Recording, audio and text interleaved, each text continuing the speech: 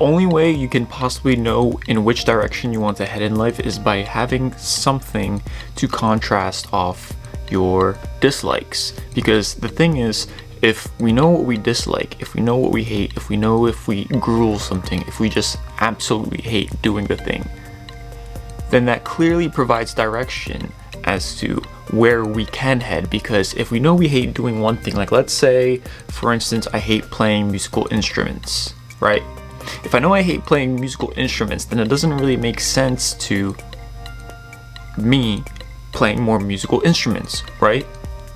And the thing is that if we continue maybe doing something that is adjacent to it or something similar, maybe for instance playing an instrument online, right, with some of these digital tools, or maybe doing something with our voice, right? Like in some way we want to sing, but at the same time we dislike doing it because there's some sort of pain or some sort of friction involved.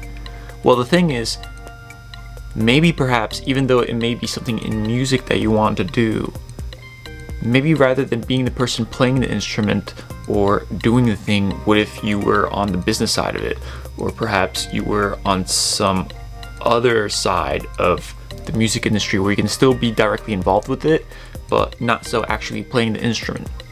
Now I know I kind of just like jumped right into the topic, but the whole idea, what I'm trying to describe here, is that when we're trying to find direction in our life and the thing that we want to do, there's not going to be no single one thing per se which has our exact name on it, right? Like some of the biggest questions since the dawn of humanity for any single individual, any single man, woman, whatever, it's always been about who it is that we are and what it is that we want to do. And the thing is that there's no one thing out there in life where it has our name perfectly inscribed on it, right? If there was, well, I think everyone would want to know, right? But the thing is, it's not that way. So how is it that people from like different eras of time, such as like the Renaissance or like Dark Ages, right? Like everyone at some point, or should I say every single age at some point most likely had people where they felt like they were on purpose, right? They felt like they were on purpose, that what they were doing actually mattered to some degree.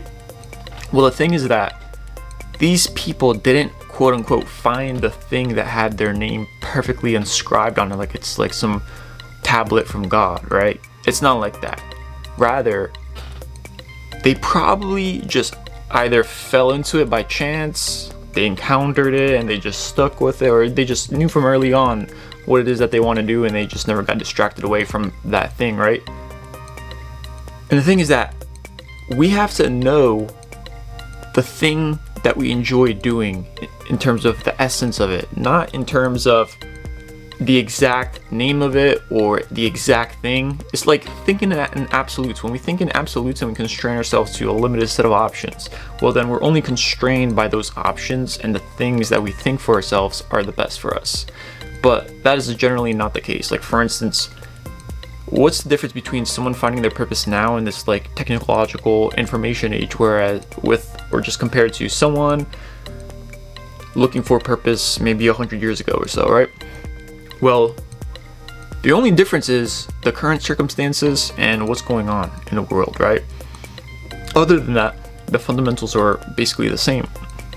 And that is that we're driven by like emotions, values, and things that we get a lot of dopamine from, right? We feel some sort of pleasure, some sort of connection to the work. And the thing is that that is where the key lies.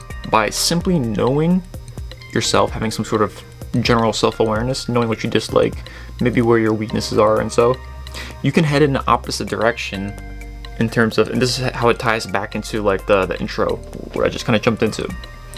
By simply just knowing the thing that you don't want to do or the direction you don't want to head in, just head the opposite way. Because when you head the opposite way, at least you don't have to do the thing where it's just absolutely grueling and just terrible to be involved in, right? So that's that. If by being able to compare and kind of just analyze what it is that we like and what we dislike and make some sort of hypothesis how to move away from that, we're simply just able to head in another direction that doesn't have to necessarily involve the things that does not bring us joy. Because don't we all want like some sort of career, some sort of purpose, or some sort of like hobbies or like activities that we feel some sort of deep connection? And I think the answer is yes, everybody does. Now, another thing I want to speak about is on hitting these different kinds of complexity walls, because I kind of, inside of myself, I knew that there's this sort of concept around it, but I just didn't know how to put it into words until recently. Someone kind of put some light on it, and I just thought I might as well share it. And that is on the concept of a complexity wall. And it's kind of like it's just all really about what mastery is, right? It's not like there's just this like steep line or something like that where it's just gonna be always perfect and you're always gonna be growing in terms of to the person you want to be, the goals you want to reach, whatever. It's not like always like this. It's more so like there's some rides up and then it's stagnant, rides up, stagnant, right? But there's different kinds of curves, right? Because some people may just grow to a certain point and then they just might stagnate from there or from that level till the end of their lives. And why is that? It is because they don't really have like a mastery per se mindset. Because what you have to understand is that the reason why we're able to grow and then come to like this plateau is because there's a sort of complexity wall, and that complexity wall is what is preventing us from growing. So basically, once you get to this complexity wall, like you can imagine as this sort of like invisible barrier preventing you to get from point A to point B. And this complexity wall is what forces you to change, to evolve, to grow in terms of knowledge and skill, whatever it may be, value as an individual. And until you pass this complexity wall, only then can you hit the next milestone, the next level up point, right? Get the more experience points. It's like going to a dungeon and fighting like these monsters and say, right? And only until you pass that dungeon in like some game or whatever, only then can you like get to the next quest. But the thing is that when some people get stuck at these complexity walls, some people either just decide never to finish that dungeon, or they just decide to pursue, like, for instance, another path. And obviously there's cons to both of those ways, right? If you were to not actually decide to finish what you start. Because if you don't and you just kind of understand that there's this threshold psychologically or however it may be, then that threshold is always going to limit you, preventing you to getting to the next level in terms of what it is that you want to do. So by simply having this like sort of framework where you can kind of like mentalize that there are these complexity walls and then there are like these thresholds or barriers in terms of your own personal growth, well, now since you can kind of put like a concept or some sort of wrapper around it, now you can always like have in the back of your mind that, hey, there are these like barriers, right? There are like these walls here. And all that really indicates is that you are just about to peak past it and grow and then go on another like straight line up until you hit the next complexity wall and then plateau. And that plateau only lasts as long as you're unwilling to grow from that plateau, right? And just by simply being on the path of mastery or whatever it may be, whatever you want to call it, you have to realize that there's always going to be discomfort, that there's always going to be like these sorts of complexity walls, and it's meant to stretch you.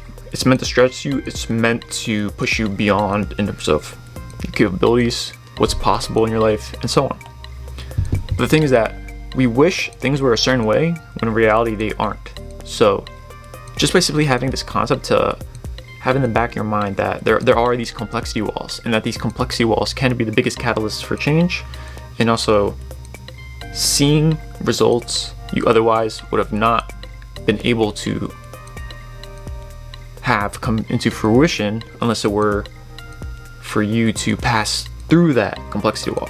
So those are just some 2 points I really wanted to hit on in this video. It's mainly just with the complexity wall because I thought that was like a big insight, and I thought I might share it. And also too is just the idea of how by simply knowing what it is that we don't want to do and then heading in an opposite direction, I think that can be like a huge indicator in terms of like knowing at least where to go in life, right? In terms of your purpose or things you want to be doing more of, or starting out online, whatever it may be. At least you have some sort of general direction. It may not necessarily have like your name inscribed on it or like your quote unquote purpose all over it. at least you know what direction to head in. And that's kind of like a philosophy I'm personally following, because in the end, I don't really think anyone knows what the heck they are doing in life, but more so they're just going a particular direction in terms of like the most, I guess you can say, highly successful people and people who are just like getting some sort of results, right? They're just heading some sort of direction that they find a lot of joy in, and whatever that may mean for them. And they're just coming day in and day out, right? And yeah, that's all I really want to share, and see you in the next one.